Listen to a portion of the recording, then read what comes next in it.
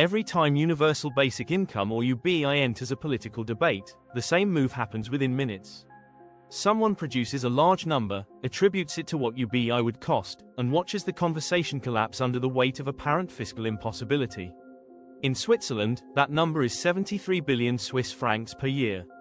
It is real, and it is almost entirely misleading too. Let's see why. The 73.5 billion Swiss francs figure comes from a simple calculation. Take 4.9 million eligible Swiss adults, multiply by 1,250 Swiss francs per month, multiply by 12 months. Switzerland's entire 2025 federal budget runs to 87 billion Swiss francs. Presented this way, UBI sounds like a program that would nearly double federal spending overnight.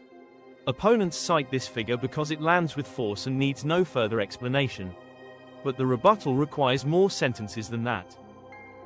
A UBI does not land in a fiscal vacuum. It replaces significant portions of an existing social transfer architecture.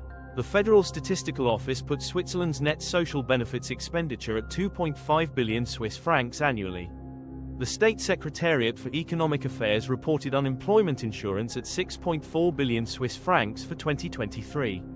The supplementary benefits system runs to 5.5 billion Swiss francs per year. Conservative offsets across these programs alone reduce the gross figure by 8.5 billion to 9 billion Swiss francs. And the restructuring has barely begun. Here is where the real savings emerge. A flat universal payment to every adult regardless of income is fiscally indefensible. Instead, a credible UBI includes a taper. Full payment of 1,250 Swiss francs monthly for those earning below 30,000 Swiss francs annually. Reduces by 30 cents for every 1 Swiss franc earned above that threshold, and it phases out completely at 74,000 Swiss francs. The effective payout drops by 45% compared to a flat universal payment.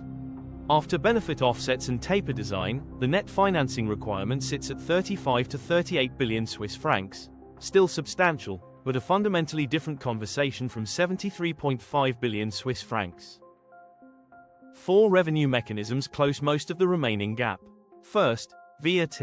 Switzerland's current rate of 8.1% is among the lowest in Europe.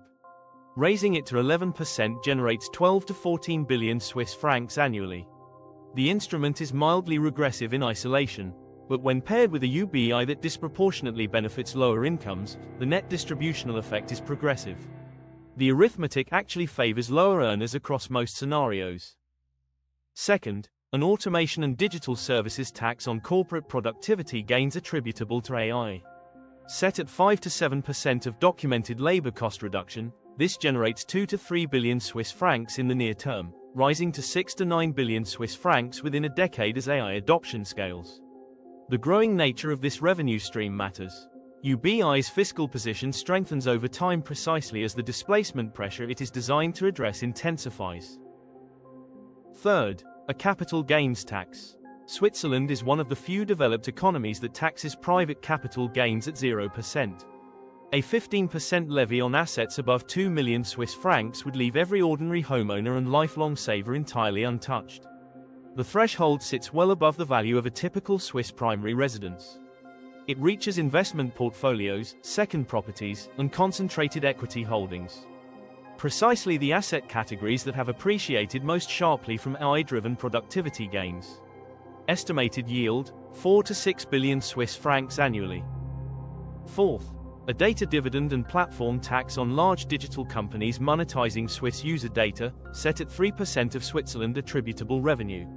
Modest today at 0.5 to 1 billion Swiss francs, it will grow alongside the AI data economy across the coming decade. The year 1 residual gap after all 4 mechanisms is 13 to 15 billion Swiss francs. 3 approaches close it without waiting a decade. A phased rollout targeting 18 to 25 and 55 to 65-year-olds first, the groups facing the sharpest displacement, cost 6 to 7 billion Swiss francs net. Cantonal co-financing, redirecting 15 to 20% of cantonal social spending, contributes 4 to 5 billion Swiss francs. Together they reduce the effective year 1 gap to 2 to 4 billion Swiss francs. This has now become structural adjustment territory, not a fiscal crisis. Here is the number that never appears in the debate. Switzerland faces 49 to 66 billion Swiss francs annually in a high displacement scenario without universal basic income, unemployment insurance expansion, growing social benefit expenditure, income and VAT revenue losses from falling wages and consumption, and the compounding social costs of long-term unemployment. When the realistic net cost of a well-designed UBI is compared against the realistic cost of the current trajectory without one, fiscal reform becomes the conservative position.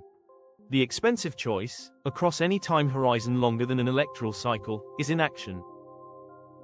The 73.5 billion Swiss francs number is arithmetically accurate. As a representation of what UBI would actually cost a reformed Swiss state, it is close to useless. It presents the costliest possible version of a policy that no serious advocate proposes, and uses it to foreclose a conversation that the actual numbers would not close. Next week, luck plays at least as large a role in success as hard work, and the successful would never admit it. The evidence for why this is true, and what it means for how we design the economy of the future. Subscribe to Future Work Society for weekly analysis on AI, automation, and what comes next.